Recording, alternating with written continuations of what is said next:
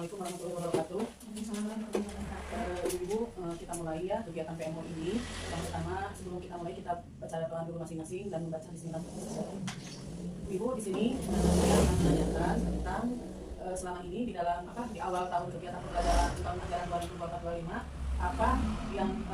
2024-2025 refleksi yang dihasilkan hasil refleksi dari pembelajaran berbasis peserta didik dan identifikasi apa masalah dari refleksi pembelajaran selama ini. Jadi kan ibu kan sekarang dari bulan Juli akhir Juli sampai sekarang akhir Agustus, apa yang ibu refleksi dari kegiatan pembelajaran selama ini terhadap peserta didik, apa refleksi yang ibu rasakan dari asesmen awal sampai kegiatan pembelajaran selama ini, dan apa akan masalah dari hasil refleksi yang ibu buat dari kegiatan pembelajaran di sekolah. Dari Sahila. Jadi refleksi hasil pembelajaran berbasis peserta didik, menurut kami ya Bu, sebagai guru yang dari awalnya itu kan peserta didik baru alhamdulillah sudah bisa berinteraksi sosialnya, sudah ada keterampilannya, sudah ada, namun yang saya rasakan ya Bu, di kelas anak-anak itu susah sekali untuk disiplinnya itu kurang Bu, dan semangat belajarnya itu kurang. Mungkin salah satunya dari orang tua atau lingkungan di luarnya. Terus ada lagi Bu, kalau anak-anak itu suka berperilaku tidak baik di sekolah, mungkin itu pembawaan dari lingkungan di rumah atau di tempat belajarnya atau di tempat mainnya di luar sehingga kebawa ke sekolah. Selain itu juga kedisiplinan yang belum terterap di anak-anak sekarang tuh, banyak yang datang sekolah terlambat terus pulang, ada yang duluan. Mungkin itu balik lagi dari orang tuanya Bu ya, seperti yang datang ke sekolah anaknya sudah siap, orang tuanya belum, sehingga anaknya terlambat datang ke sekolah. Terus banyak anak-anak yang kalau tengah pembelajaran itu suka pamit pulang Bu, karena mungkin ada orang tuanya yang ada kepentingan seperti itu ya Bu ya. Padahal kan dari awal juga kita sudah kesepakatan kelas ya Bu, masuk tepat waktu dan pulang tepat waktu dengan tanpa alasan apapun. Namun sekarang masih saja kedisiplinan itu kurang dilaksanakan sama peserta didik. Itu kira-kira yang saya rasain. Terus menurut Bu Imas bagaimana di sini keterlibatan orang tua yang selama ini dirasakan dengan adanya masih kurangnya kedisiplinan anak tersebut. Jadi bagaimana menurut Bu Imas hasil refleksi yang dilihat selama ini keterlibatan orang tua bagaimana?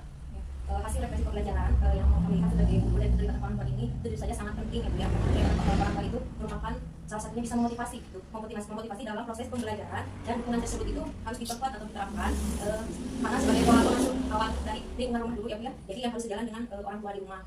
Nah, yang saya lihat keterlibatan orang tua ini memang perlu harus ditingkatkan karena kami masih kesulitan gitu bertemu dengan orang tua itu. Ternyata ada yang selalu hadir, ada juga yang kadang tidak hadir. Nah, itu mungkin menjadi salah satu penghambat bagi kami untuk melakukan hubungan dengan orang tua. Ini seperti itu. Jadi di sini dari pemantauan dan hasil evaluasi terhadap pembelajaran di sekolah itu, jadi kita itu harus perlu mengembangkan lagi, berkomunikasi lebih sering lagi dengan orang tua sehingga mungkin pencapaian keterlibatan orang tua bisa maksimal ya. Terus misalnya kurangnya itu akan masalah dari hasil refleksi ibu tersebut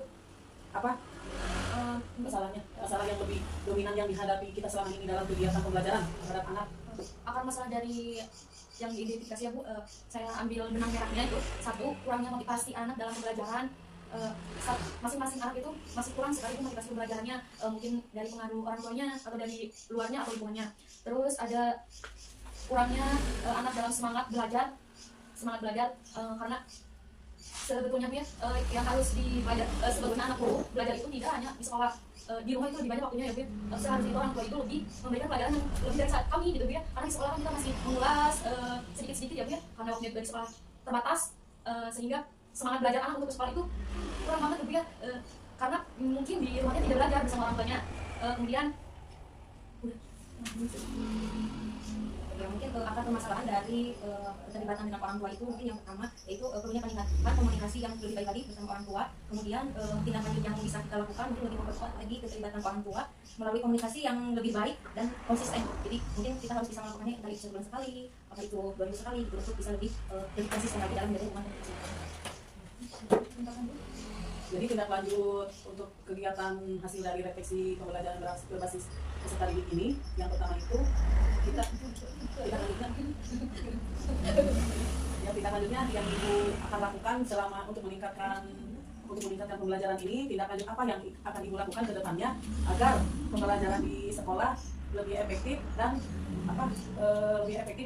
dapat mengatasi permasalahan-permasalahan sehingga tercapainya tujuan pembelajaran yang kita inginkan dan sesuai dengan kebutuhan anak dan karakter anak. Apa tindak lanjut yang ibu rencanakan di masa yang akan datang itu apa? Mungkin sebagai guru ya Bu, tindak lanjut ke depannya yaitu meningkatkan metode pengembangan karakter kedisiplinan anak dalam kegiatan pembelajaran kelas. Selanjutnya melakukan pemantauan dan evaluasi yang sistematis terhadap perkembangan peserta didik sesuai karakteristik dan kebutuhan masing-masing peserta didik. Mungkin tindak lanjut hubungan kita dengan orang tua itu yang pertama harus memperkuat keterlibatan orang tua melalui komunikasi yang lebih baik dan lebih konsisten. Jadi terus dilakukan, mungkin kita membuat jadwal untuk bisa berkomunikasi dengan orang tua, mengembangkan orang tua, bisa juga mengadakan kelas parenting gitu ya bersama orang tua yang dilakukan secara konsisten gitu ya. Mungkin seperti itu Bu. Jadi kan kita udah sepakat untuk tindak lanjut ke depan, mudah-mudahan kita dalam mengatasi permasalahan yang ada, permasalahan pembelajaran kita dapat terrealisasikan, dapat tercapai sesuai dengan tujuan pembelajaran yang kita inginkan. Nah, untuk selanjutnya kita memilih dalam PMO ini memilih 2 topik yang akan menjadi acuan kita untuk di semester pembelajaran ini. Kira-kira menurut Ibu topik apa yang masih belum menurut Ibu yang ingin Ibu kembangkan dan yang merasa Ibu kurang kekurangan dan sangat menunjang untuk pembelajaran kegiatan di sekolah. Jadi topik yang Ibu akan pilih minimal 2 topik, nanti apa aja? Mungkin topik pembelajaran yang akan kami perbaiki atau kembangkan diantaranya yaitu pengembangan modul ajar. Nah, itu merupakan salah satu acuan bagi kami di dalam menyampaikan pembelajaran anak itu sangat penting sekali. Yang pertama itu pengembangan modul ajar, kemudian yang keduanya dokumen P5 gitu ya. Karena dokumen P5 itu juga sangat penting bagi pembelajaran anak yang merupakan ciri khas dari pembelajaran kurikulum merdeka ini harus bisa adanya menimbang karakter dari anak diantaranya dengan pengembangan P5. Jadi Ibu akan mengembangkan kenapa mengembangkan modul kemarin kan modul belajar kita udah membuat gitu. Kenapa sekarang Ibu mengambil lagi implementasi di kelas kan itu temanya. Jadi kenapa Ibu mengambil lagi tentang modul ajar? Mungkin kami merasa kalau modul ajar yang sudah kami buat itu maksudnya ingin lebih lengkap lagi, terpenuhi lagi, karena modul ajar yang kami buat kemarin itu tidak dijabarkan perharinya gitu. Nah, mungkin perbaikan kedepannya kami akan dijadwalkan dari 1 minggu itu diuraikan lagi menjadi per hari. Jadi di sini kita sepakat ya akan mengembangkan modul ajar dan menyusun dokumen P5. Nah, di sini penanggung jawabnya untuk modul ajar siapa? Santia ya. Kalau begitu P5? Ya, P5 mungkin saya mulai ya. Nah, itu ya. Ini mulai mengerjakannya dari kapan? Tanggal berapa? Itu akan dilaksanakannya dalam penyusunan P5 itu kan setiap kan Ibu melakukan selama ini kita kan melakukan komunitas belajar yang merefleksikan pembelajaran suka di akhir minggu. Nah, apakah pengerjaan modul ajar juga itu sama akan di akhir minggu, akhir sekolah gitu, di akhir pembelajaran di sekolah kan kita dulu waktu mengambil itu kan setiap hari Jumat untuk melakukan kombel. Nah, apakah pengerjaan modul ini juga sama akan disatukan dengan kombel yang selama ini kita lakukan? Ya Bu, kemarin itu kita menyusun setiap seminggu sekali hari Jumat. Nah, kan itu diadakan kombel di sekolah. Itu juga kita sambil mengerjakan modul ajar juga Bu. Jadwalnya masih tetap sama, tidak diulang. Berarti kita tetap aja sesuai dengan untuk waktu penyusunannya. Kita seminggu sekali kita melaksanakan melakukan kombel untuk penyusunan modul ajar dan penyusunan dokumen P5. Nah, itu ya kita mulainya dan mungkin dari minggu ini ya, akhir minggu ini hari Jumat tanggal berapa? Tanggal 23 ya? 23 kan 24 1 ya. Kita mulai kegiatan kombel penyusunan modul ajar dan dokumen P5 itu kita mulai dari tanggal 23 Agustus ya, 23 Agustus 2024 dan target Ibu selesainya kapan? Kalau modul ajar itu kan satu semester ya, jadi kemungkinan di akhir Desember saja, sampai 1 semester dulu. Jadi kita sepakat ya untuk selesai modul ini akhir Desember, selesai modul ajar sama penyusunan dokumen P5 itu akhir Desember 2024 ya. Kita sepakat itu.